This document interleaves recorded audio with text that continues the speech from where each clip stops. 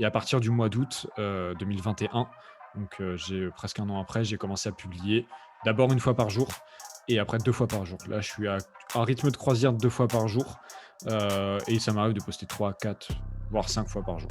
J'invente pas LinkedIn, j'invente pas les réseaux sociaux, j'invente pas les codes, j'invente pas la société. Tout ce que je dis, pas dans la forme, mais dans le fond, c'est parce qu'il y a des gens qui l'ont dit avant moi. Et il faut avoir une bonne mémoire aussi. Ça, c'est quand même assez sous-estimé, on n'en parle pas souvent. Mais ça a été un risque. Si j'avais pas réussi à assimiler une audience dès le début, bah, ça aurait pas fonctionné par la suite. Donc ça a été un risque qui a payé, mais qui peut ne pas payer. Et quand tu pratiques ce genre de politique, t'es pareil, non-négociation des prix, etc. Bah, t'es respecté, tu vois. Et ça vaut tout l'or du monde.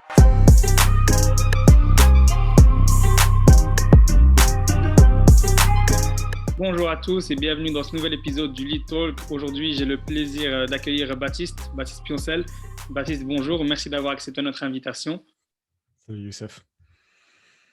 Aujourd'hui, on va discuter avec toi de plusieurs sujets, mais principalement, ça va tourner autour de l'acquisition et de ton calendrier éditorial parce que tu as une manière d'organiser ça qui est assez désorganisée, paradoxalement. Mais j'aimerais avant tout d'abord te laisser te présenter et puis on rentrerait dans le vif du sujet. Bien sûr, ouais, avec plaisir. Bah, écoute, merci déjà de l'invitation. Merci de l'approche que tu as faite. J'ai plutôt bien kiffé. On est parti pour deux épisodes là qui vont être sympas. Donc moi, je m'appelle Baptiste Piocel, donc je suis entrepreneur, solopreneur, j'aime bien dire même, créateur de contenu avant tout. Principalement sur LinkedIn, mais j'ai aussi un podcast, une chaîne YouTube et une newsletter. Et donc en fait, mon métier, c'est tout simplement, mon activité principale en tout cas, c'est d'écrire les posts LinkedIn des dirigeants et solopreneurs influents sur LinkedIn pour leur permettre de gagner en visibilité, donc de gagner en clients. Et en fait, je crée beaucoup de contenu. J'ai commencé à créer du contenu il y a plus d'un an et demi sur une précédente boîte. Après, j'ai découvert le monde du podcasting où j'ai fait beaucoup de rencontres et où j'ai vraiment découvert ce milieu de la création de contenu. Et après, je me suis mis à publier sur LinkedIn il y a un peu plus d'un an. Et à partir du mois d'août de cette année 2021, toutes les choses se sont accélérées. Et en 4 mois, j'ai fait presque 3 millions de vues, 2 700 000 vues. J'ai doublé mon nombre de followers, triplé même mon nombre de followers. Et j'ai eu des rencontres incroyables et des dizaines de clients qui m'ont demandé de l'aide. Et donc, fort de tout ça, bah, j'aide les dirigeants d'entreprise à développer leur acquisition sur LinkedIn, avec des stratégies en personal branding, évidemment. J'aide très peu les entreprises, c'est vraiment que du personal branding. Et j'aide aussi beaucoup d'entrepreneurs à développer leur business autre que sur LinkedIn, donc des startups, des CEO de startups, des freelances aussi, etc., etc., en gros. Parfait. On voit justement l'évolution que ça a eu, comme tu as bien dit, ça s'est accéléré à la fin en 4 mois. Mais ça Mm. fait depuis combien de temps que toi tu postes? Donc, depuis un an et demi, tu as commencé sur LinkedIn ou c'est que depuis 4 mois? Alors, LinkedIn, à mon avis, mon premier post, il date j'avoue que c'est une très bonne question. Je sais pas de quand est-ce que j'ai publié mon premier post. Je pense que mon premier post, il doit dater d'un truc du style mi-2018, si tu veux. Après, j'ai dû en faire d'autres courant 2000, début 2019 et j'ai dû commencer à publier, plus, mi-2019, mi-2020. Oh, je sais pas. Non, en vrai, j'en ai aucune idée. En vrai, tu me poses une colle, je crois que je suis jamais remonté sur tout en bas de mon fil pour savoir quand est-ce qu'était mon premier post. Mais ce qui est sûr, c'est que j'ai commencé à publier une fois par semaine en novembre 2020. Ça, c'est certain. Parce que j'avais mon podcast. C'est à ce moment-là où j'ai lancé mon podcast, en novembre 2020. Et c'est là où j'ai commencé à publier une fois par semaine. Et à partir du mois d'août 2021, donc j'ai presque un an après, j'ai commencé à publier d'abord une fois par jour et après deux fois par jour. Là, je suis à un rythme de croisière deux fois par jour et ça m'arrive de poster 3, 4, voire 5 fois par jour, parfois. Ouais, donc, tu es vraiment une machine. Tout est une question d'organisation, on va en discuter. Justement, c'est ça l'objectif, c'est de comprendre déjà quelle est ta stratégie et comment tu Mm. fais pour arriver à toujours trouver des contenus de qualité. Parce que moi, c'est après m'avoir inspiré que je t'ai contacté, j'ai vraiment bien aimé. Donc, j'ai d'abord été utilisateur premièrement, je le suis toujours, mais j'ai vraiment apprécié. Je me suis dit, ce gars-là, il apporte tellement de valeur avec une telle plume qu'il faut que je le ramène. Donc là, j'ai vraiment envie de comprendre quelle est ta stratégie et on en a discuté un peu et c'est vraiment très, très intéressant. Bah, merci. Trop d'honneur, trop d'honneur. Non, en vrai, c'est cool. Ça me fait toujours plaisir de recevoir des compliments. Je suis pas du tout quelqu'un qui est faussement humble. Alors je le suis énormément, mais j'adore les compliments et moi, en fait, c'est mon métier, si tu veux. Ma source de rémunération, c'est mes clients, c'est les produits, et projets que je vais monter. Mais mon métier, c'est d'aider les gens, tu vois? Et de donner de l'inspiration aux gens, de motiver les gens, de leur donner les clés pour, réussir leur business et cetera. Donc en fait, tu vois, ce que tu me dis là, pour moi, c'est mon salaire, tu vois? Et c'est exactement pour ça que je le fais tous les matins et donc bah, merci beaucoup. C'est très, très cool de ta part. Comment tu peux répéter ta question? Du coup, je me suis un petit peu perdu, Je voulais juste exactement. parler de ta Mmh. stratégie pour voir en fait comment t'en es arrivé là. Bah, en fait, moi, ma stratégie, je la base sur 3 piliers. Premier pilier, c'est de, ne pas faire de différence entre, enfin de pas être radin sur le contenu. En gros, tu vois, par exemple, j'ai sorti une formation gratuite qui est un guide de 20 minutes pour écrire un post LinkedIn, qui n'est actuellement plus disponible. Tout ce que je dis dans ce guide, auquel il y a eu plus de 500 téléchargements et les gens devaient rentrer un email, tu vois? Mais tout ce que je dis dans ce guide, je l'ai dit dans des posts LinkedIn à un moment ou à un autre. Tout ce que je dis dans mes newsletters, je le dis dans mes posts LinkedIn et inversement. Tout ce que je dis en podcast, tout ce que je te dis là, je l'ai déjà dit dans des posts LinkedIn. Et dans le futur, je vais avoir des formations, je vais avoir une communauté privée, on aura l'occasion d'en reparler. Tout ce que je vais dire dans mes produits et projets payants, je les aurais déjà dit dans un post LinkedIn, quasiment. Et en fait, la vraie valeur de payer, du coup, c'est d'avoir tout concentré à un seul endroit et d'avoir un discours plus cohérent parfois, plus construit et de gagner du temps. Parce que forcément, comme je publie 2, 3, 4 fois par jour, tu vas pas avoir le temps de scroller tous mes posts, c'est un enfer, tu vois? Donc déjà, le 1er point et ça, c'est game changer quand tu comprends ça, tu commences à avoir des résultats, c'est de ne surtout pas être avare sur la création de contenu et sur les informations que tu donnes. Premier point. Deuxième point, ces informations, il faut les trouver. Comment tu trouves des informations? Là, il faut mettre en place un système de veille qui est ultra performant. C'est-à-dire que tu n'as pas le temps de perdre du temps. La création de contenu, ça me prend 30 à 40%, même plus que ça, au moins 50% de mon temps de travail, tu vois, par semaine. Et dedans, il y a un certain pourcentage qui est lié à la veille, tu vois, à la veille de contenu, parce que j'invente rien, tu vois. Moi, je ne suis pas un inventeur de show, j'invente pas l'entrepreneuriat, j'invente pas le personal branding, j'invente pas LinkedIn, j'invente pas les réseaux sociaux, j'invente pas les codes, j'invente pas la société. Tout ce que je dis, pas dans la forme, mais dans le fond, c'est parce qu'il y a des gens qui l'ont dit avant moi, auprès desquels je me suis inspiré, ou alors une analyse de ce que des gens ont pu dire avant moi. Tu vois, par exemple, ça va être ça, ça va être quelqu'un a dit ça, moi je pense ça, ou j'ai analysé ça grâce à mon expérience. Mais la plupart du contenu que je vais publier, bah, c'est parce que d'autres l'ont dit avant moi et que moi j'en ai ma propre interprétation, et j'ai ma propre interprétation des événements. Donc du coup, avoir un système de veille hyper perfectionné. Moi, ma veille, je la fais sur des newsletters, sur LinkedIn et sur Twitter et aussi sur YouTube. Ce qui fait que les newsletters, il faut que j'en ai. Alors, me demande pas de les citer parce qu'en fait, je ne sais même plus comment ils s'appellent. Juste, je les lis, je vois le nom, en fait, je réfléchis même plus. Juste, je peux en citer une là. Il y a TrendVC, par exemple, Trends.vc, qui est excellente, et, euh, et celle de James Clear et celle de Noah Kagan. Voilà. Donc, c'est que du contenu US. Donc la newsletter, donc je les lis une fois par semaine, full contenu, je note les idées. YouTube, je vais consommer pareil du Noah Kagan, du contenu américain, mais ça peut aller jusqu'à merde, comment il s'appelle, j'ai plus son nom, le podcasteur US là. Ah, bah Joe, je sais plus. Joe Rogan, excuse-moi, ouais, j'ai un problème avec les noms, je retiens jamais les noms. Bref, Joe Rogan, donc du Joe Rogan, etc. Sur LinkedIn, moi j'ai un fil quasiment exclusivement anglophone. Donc bah, là, c'est du Justin Welch, c'est du Amelia Sordell, c'est voilà, des mecs comme ça. Il y a des mecs et des meufs comme ça qui sont incroyables. En fait, tout ce qui va être contenu francophone, moi sur LinkedIn, pour la plupart, tu vois, je ne follow parce que ça ne m'intéresse pas. Enfin, je trouve qu'il y a une beaucoup moindre profondeur dans les propos et une beaucoup plus un lissage beaucoup plus important qu'aux US, tu vois. C'est pour ça que j'aime pas trop. Et sur Twitter, enfin, quatrième pilier de la veille, sur Twitter, pareil, j'ai un fil quasiment exclusivement anglophone et je m'inspire de là du Naval Ravikant, et en fait, ça va être en fait mon système de veille va y avoir un gros arc là, avec les plus gros influenceurs comme Naval Ravikant. Et en fait, plus tu vas descendre, plus je vais tomber sur après des micro-influenceurs qui vont parfois avoir moins d'abonnés que moi, mais ils vont avoir des super idées et des super réflexions dont je vais pouvoir m'inspirer, que je vais pouvoir analyser, que je vais pouvoir reprendre, que je vais pouvoir me forger mon avis dessus aussi, tu vois. En gros, c'est ça. Et donc, ce qui fait la conclusion de tout ça, c'est qu'avoir une veille organisée où il n'y a pas de place pour la perte de temps, c'est la clé. Moi, à chaque fois qu'il y a un contenu qui ne me plaît pas, je ne follow. Et en fait, je gagne du temps. Tu vois. Sur LinkedIn, moi, je vois souvent, par exemple, petit exemple, je vois souvent des gens se plaindre des posts anti-vax ou des posts sexistes ou des posts comme ça. Tu vois. Moi, j'en ai jamais vu aucun, en fait.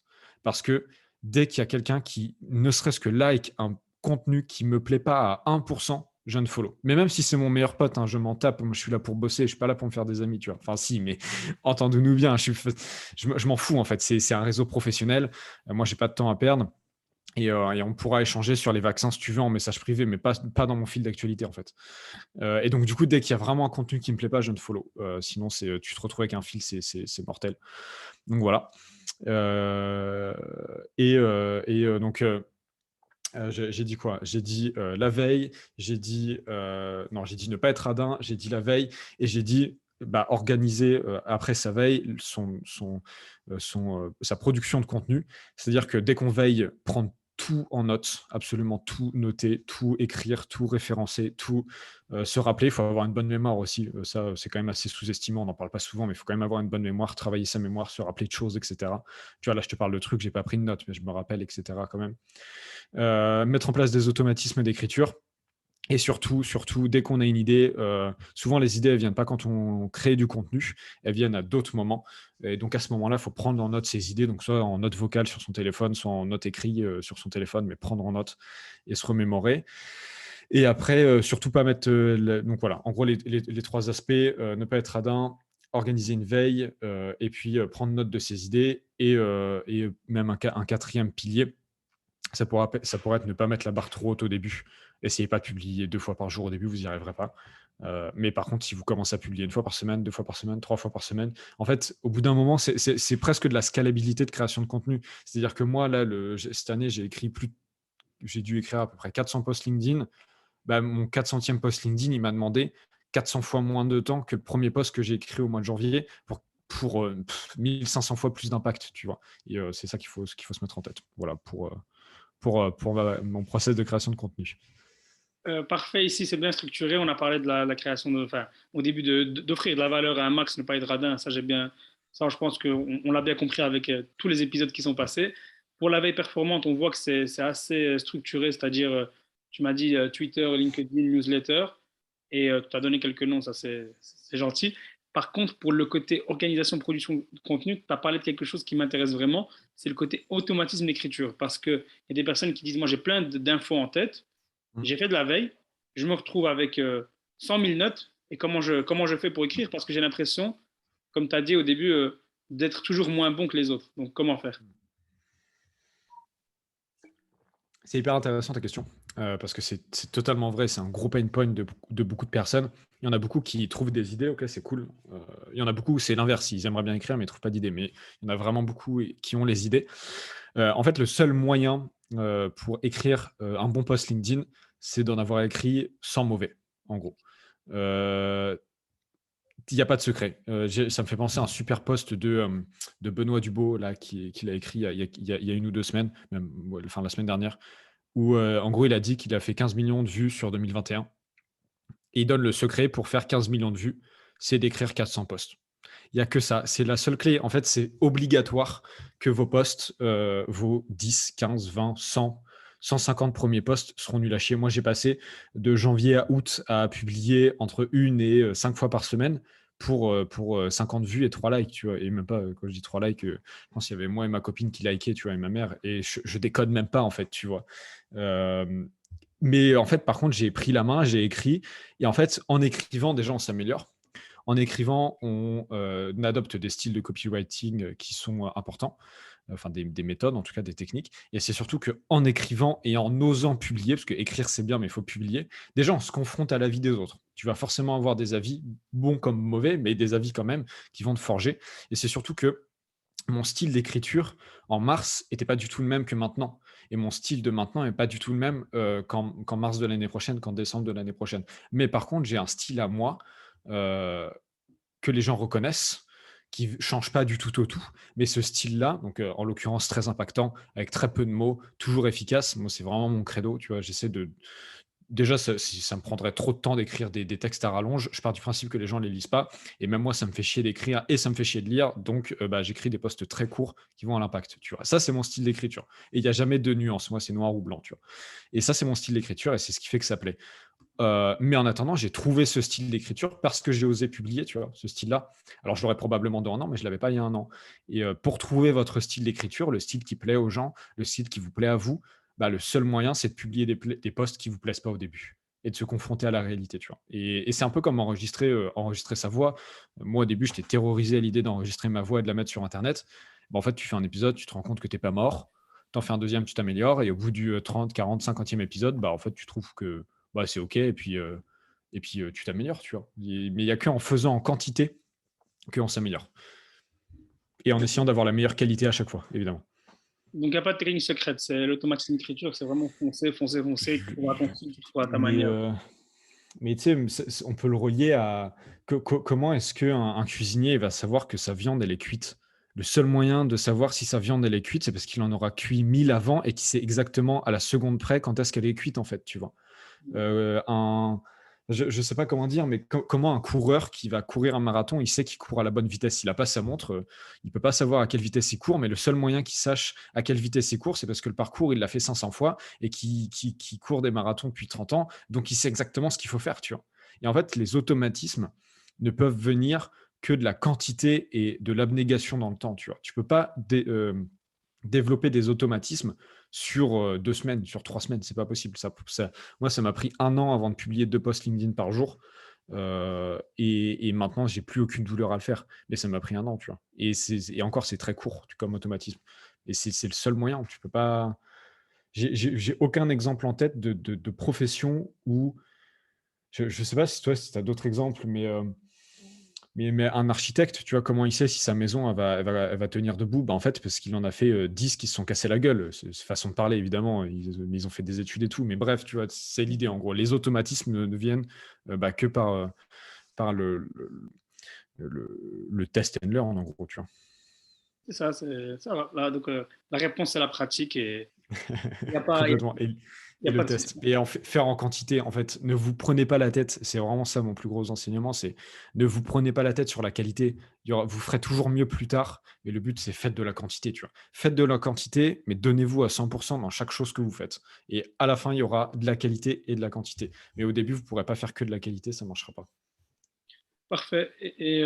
Pour maintenant qu'on sait un peu ça et qu'on va attaquer le côté écriture, je pense que tu as le côté calendrier éditorial qui est un peu organisé, c'est-à-dire que par quel sujet je commence, comment faire, quels sont mes objectifs, est-ce que voilà, si j'ai 100 likes, c'est bien et ça y est, j'ai rien gagné, ou est-ce que 2 likes avec un chiffre d'affaires qui est généré de l'autre côté, c'est plus intéressant?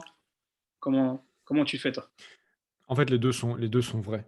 En gros, il va y avoir sur certains attends, j'ai juste mon téléphone en mode avion, pardon, j'ai une petite notif. En gros, il va y avoir certains posts, qui vont être faits pour avoir des likes et de la visibilité, tu vois? Et il y en a d'autres qui vont être faits pour ne pas faire de visibilité, mais pour me faire rapporter des clients. En fait, moi, je mets jamais rien sur papier, c'est dans ma tête, je sais comment ça fonctionne.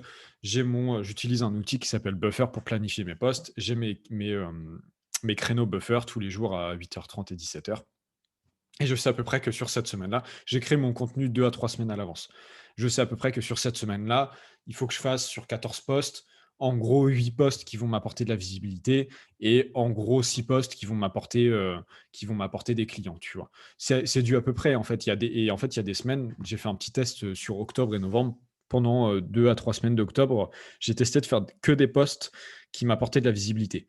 Donc, moi, j'utilise la stratégie tofu, mofu, bofu que je ne vais pas réexpliquer ici. Je vous laisse aller vous renseigner. Mais en gros, c'est un funnel de création de contenu avec des contenus top of the funnel, donc grosse visibilité, middle of the funnel, visibilité moyenne qui est fait pour évangéliser votre audience à vos services, vos produits, et bottom of the funnel, donc bofu, qui est fait pour convertir vos clients, en gros. Et donc, j'ai testé sur octobre de faire que des contenus tofu.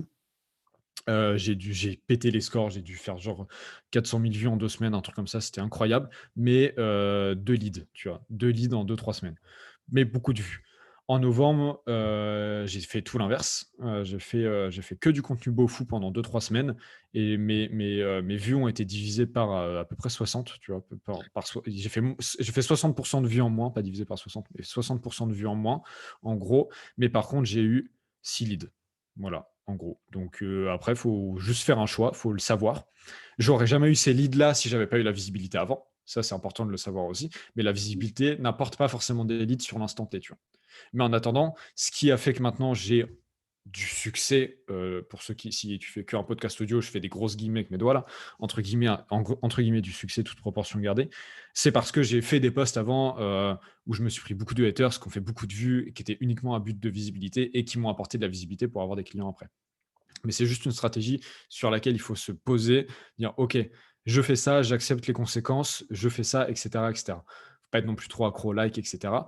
Mais donc une fois que tout ça, ça se fait et encore une fois, je te parlais d'automatisme, on parlait d'automatisme juste avant, c'est des automatismes. Je sais que cette semaine, j'aimerais bien aller choper encore un client, bon, je vais faire plus des posts comme ça. Cette semaine, mon mood, il est plus de faire des posts motivants, je vais faire plus des posts motivants, tu vois?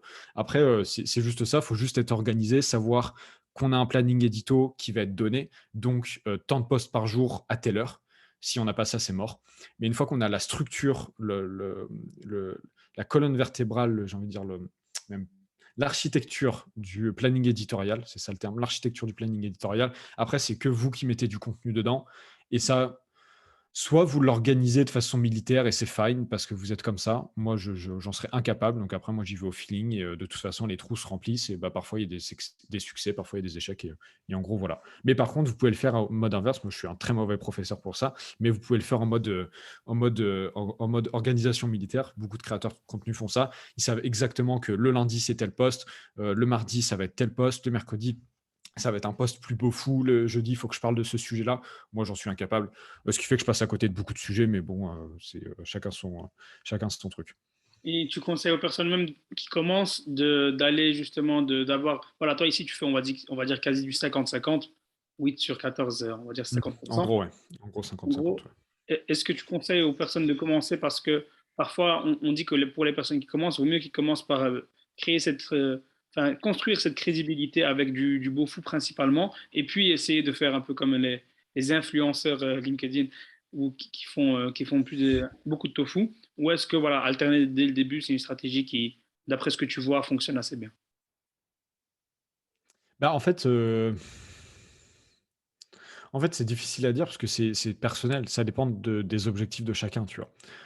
J'ai des clients qui, veulent pas faire de visibilité, qui veulent juste choper un contrat, tu vois? Ils sont freelance et en fait, ils sont même consultants plutôt et ils ont besoin que d'un seul client.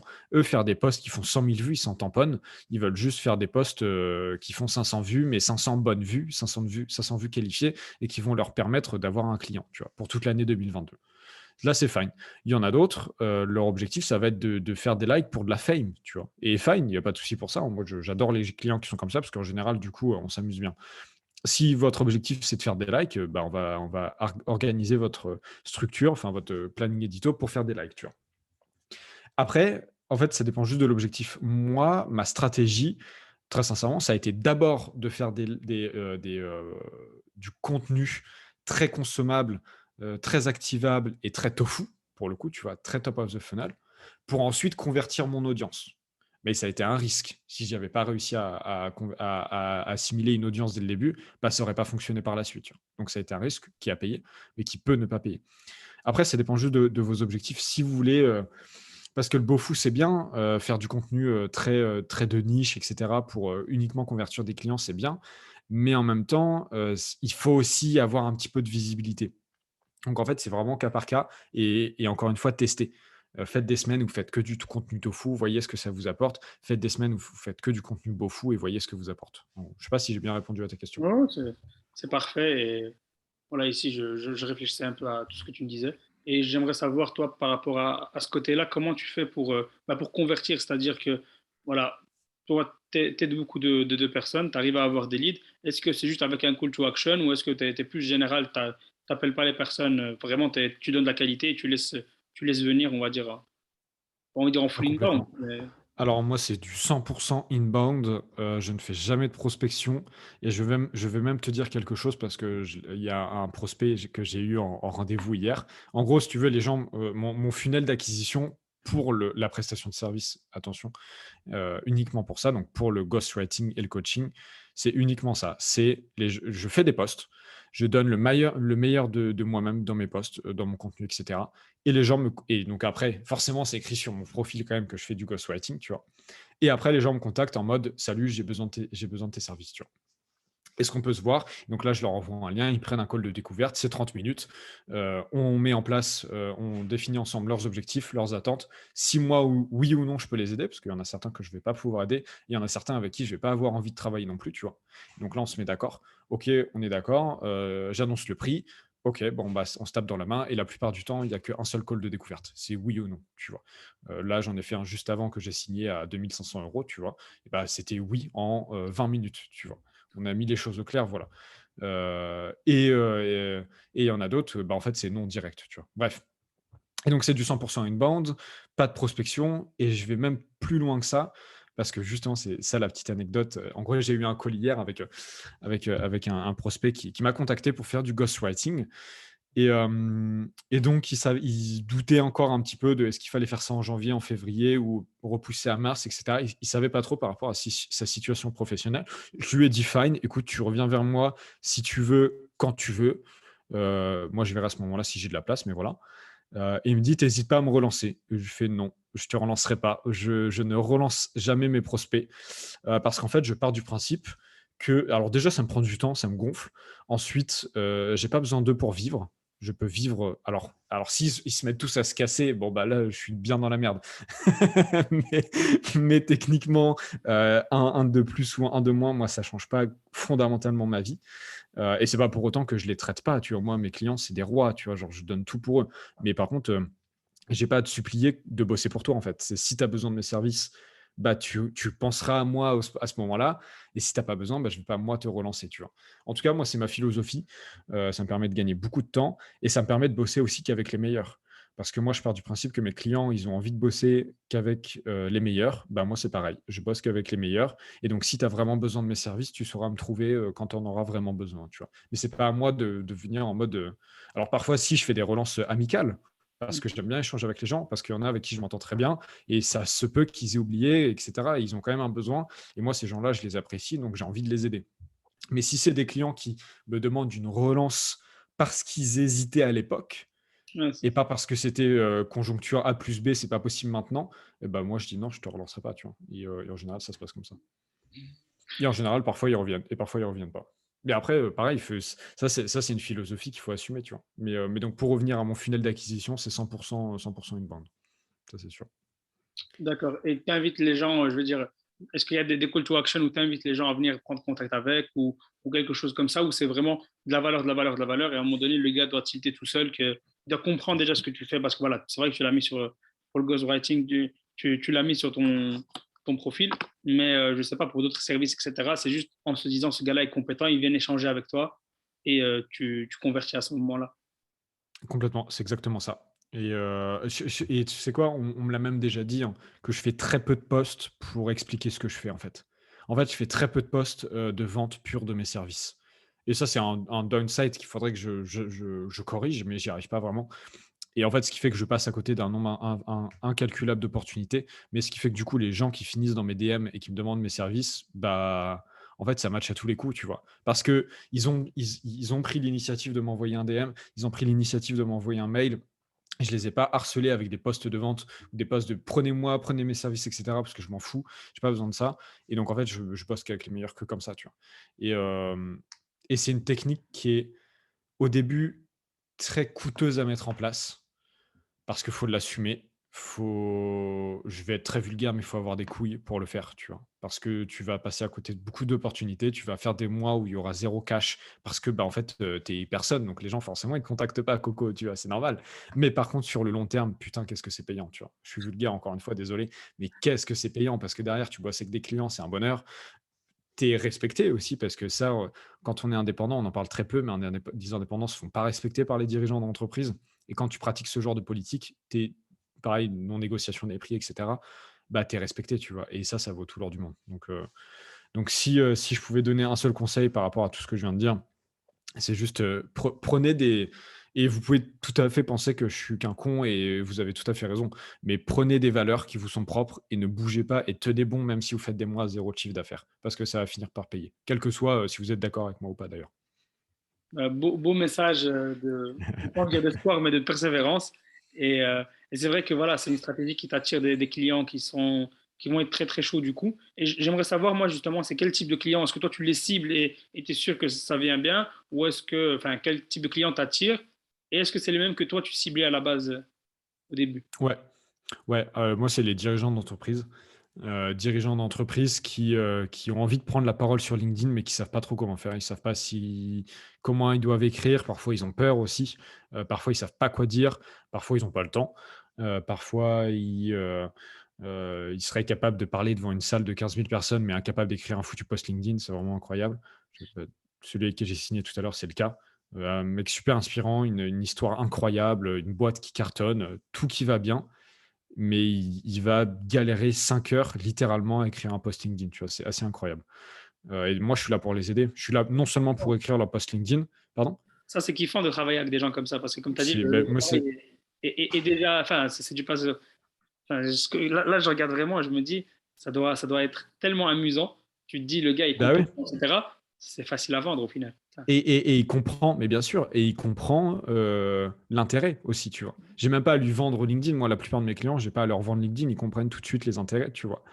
Et, heu et donc en gros, c'est ça, tu vois? Surtout le profil de client, c'est qui et aussi, il y en a beaucoup qui connaissent, qui sont capables d'écrire, mais ils ont pas forcément les codes, donc ils ont besoin de moi pour avoir les codes, ou alors ils ont besoin de moi pour, gagner du temps, ou alors ils ont besoin de moi pour, corriger leurs posts et cetera. Mais donc j'ai un persona qui est globalement le dirigeant d'entreprise, ou le solopreneur et qui souhaite, développer son acquisition sur LinkedIn, tu vois? Mais après, j'ai des profils très différents. Je vais avoir des profils, de quadras, d'entreprises plus «classiques» entre guillemets. Je vais avoir des dirigeants de start-up, je vais avoir des dirigeants de boîtes e-commerce, je vais avoir des dirigeants, des solopreneurs aussi, j'en ai. Je vais avoir des freelances.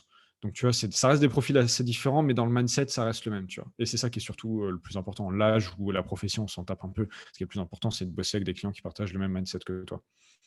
Ah, clairement, clairement.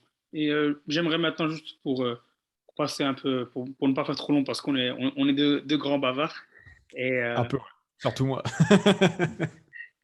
j'aimerais en fait prendre le cas, disons, on prend un client qui vient chez toi, maintenant quelqu'un qui regarde l'épisode, qui vient voir, qui vient te voir et qui te dit, voilà, j'ai envie de faire un calendrier éditorial, qu'est-ce que tu fais avec? Comment est-ce que tu peux organiser ça? Pour lui, est-ce qu'au début, tu commences juste, on va dire son objectif, c'est vraiment de vendre, mais il se dit que ça passerait par plus de visibilité. Est-ce Mmh. que, est-ce que tu lui dis, voilà, on commence directement avec du 2 posts par jour, ou est-ce qu'on va plus lentement? Je ne sais pas si tu veux que je prenne un cas particulier d'un métier ou pas. Non, parce qu'en vrai, c'est pas le métier qui change grand-chose en général. Moi, ce que j'aime bien conseiller à mes clients pour commencer, c'est de publier 3 fois par semaine. C'est pile poil le bon, en général, ça reste un budget qui est correct, enfin qui est acceptable pour eux et ça reste la bonne proportion dose, visibilité et cetera. Donc c'est quelque chose qui fonctionne plutôt bien. Et ensuite, on met en place leur ligne édito. Déjà, on construit leur personal branding. OK, quelle est ta cible? Quelle est ton audience? Quel ton tu veux avoir? Quelle image tu veux renvoyer? Qui es-tu? Qu'est-ce que tu fais? Pourquoi tu le fais? Et cetera, tu vois? On construit leur personal branding. Une fois que le personal branding est construit, on va construire, leur ligne édito. On va tracer leur ligne édito. Quels vont être les thèmes qu'on va évoquer? Quel sujet? Quelle rigueur de poste? Quelle longueur de poste? Quel objectif de chaque poste? Les thèmes, les sujets, je l'ai déjà dit, mais je le répète, l'argumentaire des postes, etc., etc. On va construire leur ligne édito. Et une fois qu'on a construit la ligne édito, après on se met d'accord sur, OK, bon, on publie, le lundi matin à 9 heures, le mardi matin à 9 heures et le vendredi matin à 8 heures, tu vois? Par exemple. Et une fois qu'on a construit ça, après on discute, moi je prends note, j'enregistre quand ils parlent et tout, je leur pose des questions sur leur domaine, sur leur boîte, sur leur vie et cetera. Je joue un peu les psychologues, j'enregistre tout et après moi je me mets à écrire, en gros. C'est le process banal quand j'accueille un nouveau client. D'accord. Et on va dire après combien de temps, plus ou moins, généralement, on voit du résultat? Ça, c'est difficile à dire parce que ça dépend encore une fois ce que tu entends par résultat, tu vois. Euh, j'ai des clients avec qui il y a pas forcément de résultats. Ça, parfois, ça arrive aussi, tu vois? Parce que peut y avoir une mésentente, et j'ai pas peur de le dire non plus, c'est la vérité, on va pas ça sert à rien de fabuler un petit peu tout ça. Hem, Parce que le sujet va pas être, punchy, on va pas être forcément d'accord sur les thèmes, on va pas forcément être d'accord sur la manière de le dire. Donc parfois, il y a pas de résultat. Ça, c'est important de le dire. Et aussi, parce que LinkedIn est un réseau social et que je ne suis pas magicien et que je ne suis pas le CEO de LinkedIn. À partir de ce moment-là, moi, je peux donner tout ce que je veux dans la bataille et écrire les meilleurs posts du monde. Bah, je suis désolé, mais après, il y a une part de chance qu'on peut contrôler, qu'on peut minimiser, mais il y a quand même une part de chance. Tu vois, on va pas se mentir. C'est un fait. Et il y a une part aussi, il y a une part de chance, mais il y a surtout une part de persévérance et de ça prend du temps. Tu vois. Moi, j'ai des clients parfois qui sont pas contents parce que leur premier post n'a pas marché. Mais c'est normal en fait. Enfin, tu crois mon premier post, il a fait 500 000 vues. Enfin, Mmh. mais bon, ça, c'est compliqué. Mais c'est sur tous les réseaux sociaux, hein. Et encore, on a de la chance parce que LinkedIn, c'est peut-être le seul réseau social avec TikTok où ton premier post peut marcher justement, tu vois. Mais enfin bref, donc LinkedIn, ça reste un réseau social. Il y a un algorithme, il y a aussi une part de chance. Et donc, par rapport aux résultats, on va quand même parler de la partie qui est intéressante et qui plaît plus. Et heureusement, il y a plus de résultats que, non de, que, non, que de clients sans résultats. Bah, en fait, ça dépend. Il y a certains clients qui vont juste vouloir gagner en visibilité. Donc là, ils vont gagner en visibilité, ils vont avoir gagné 1000, 2000 abonnés, ils sont contents, ok, super.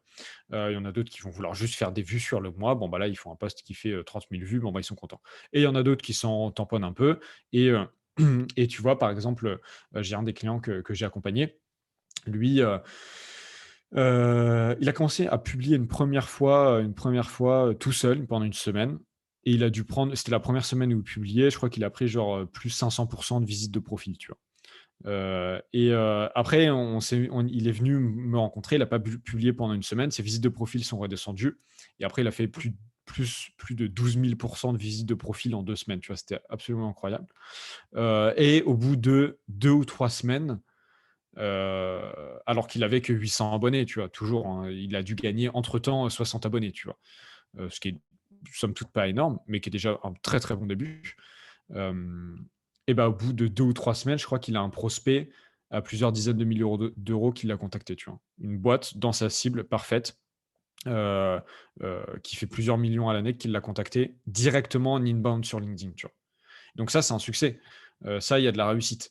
Mais par contre, tu vois, par exemple, niveau abonnés, il a gagné que 50 abonnés ou 60 abonnés. Donc là, il y a pas de réussite. En fait, tout est une question d'objectif qu'on avait placé à la base. Avec ce client-là, l'objectif principal, c'était d'aller chercher des leads. Bah, on est allé chercher un lead au bout de 2 semaines, tu vois? Et bah, là, du coup, à partir de ce moment-là, c'est rentable. Et s'il te dit: «Je veux chercher des leads», on va dire que tu fais aussi encore une fois du 50-50 entre le tofu et le bofu, ou est-ce que c'est Non, beaucoup plus, beaucoup moins, beaucoup moins. On va faire, du, 80 voire 90. d'accord. Parce qu'aussi, il y a beaucoup d'entrepreneurs qui veulent pas raconter leur vie, qui veulent pas créer de débat, qui veulent juste être, référencés comme une pointure de leur domaine et à ce moment-là, ils vont dire: «Bon, bah, moi, le tofu, je m'en fous, je veux juste être une pointure» et en gros, voilà. D'accord. Et je me dis, parfois tu vas avoir des clients qui sont dans des domaines assez spécialisés. Il faut quand même, je veux dire, une grosse participation, une grosse envie de collaborer avec toi. C'est-à-dire, c'est pas, t'es pas vraiment le sous-traitant à qui on donne et ça y est, tu fais. Parce que parfois, je suppose que tu es face à des cibles, enfin, à des segments et des marchés que tu ne connais pas, qui sont assez techniques, etc. Et si la personne veut juste des leads et faire que du beau fou, est-ce qu'il n'y a pas une période d'adaptation de ta part? Est-ce qu'il y a un besoin de recherche aussi? Bah, en fait, c'est mon travail, tu vois? C'est-à-dire qu'il va y avoir une période d'adaptation où moi, je vais devoir comprendre le milieu, je vais devoir comprendre la personne, comment elle parle, ce qu'elle pense de son milieu, son mindset, ce à quoi elle pense, et cetera, et cetera. Je vais devoir comprendre les principes clés, tu vois?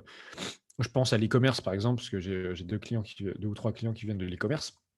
Bah, je connais l'e-commerce dans les grandes lignes, mais je connais pas, tu vois, il y a des termes que je connais pas, il y a des choses que je vais pas comprendre.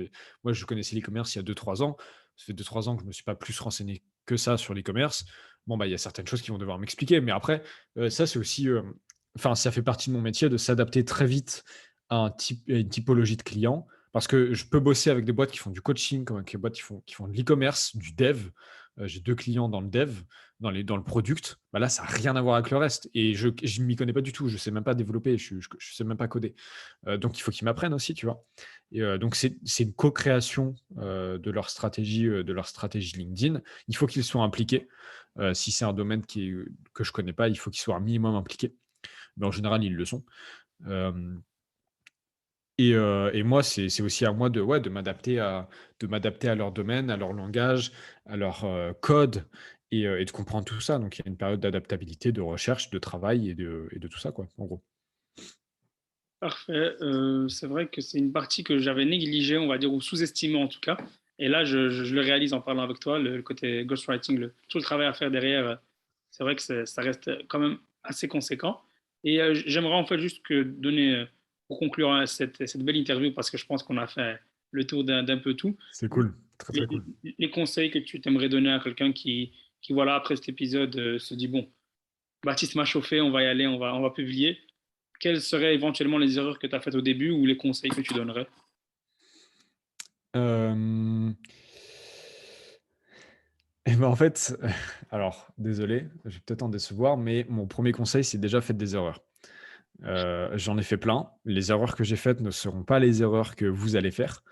Il y en a certaines qui vont se ressembler, mais ça ne sera pas la même.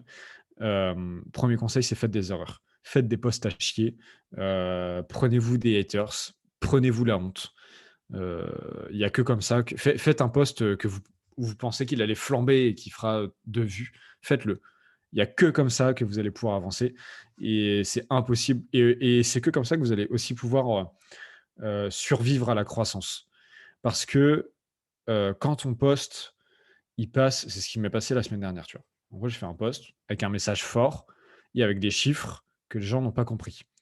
Je me suis pris un torrent de haine et de moralisateurs et de calculateurs et de tout ça, incroyable. Alors qui était minime par rapport au torrent d'amour que je me suis pris, mais bon, on refait pas l'homme, on pense toujours plus à la haine qu'à l'amour.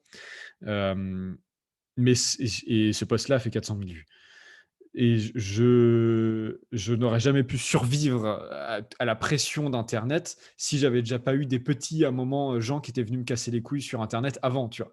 Et c'est parce que j'ai appris à gérer les haters que maintenant ceux de la semaine dernière, ils m'ont presque paniqué ma soirée, tu vois?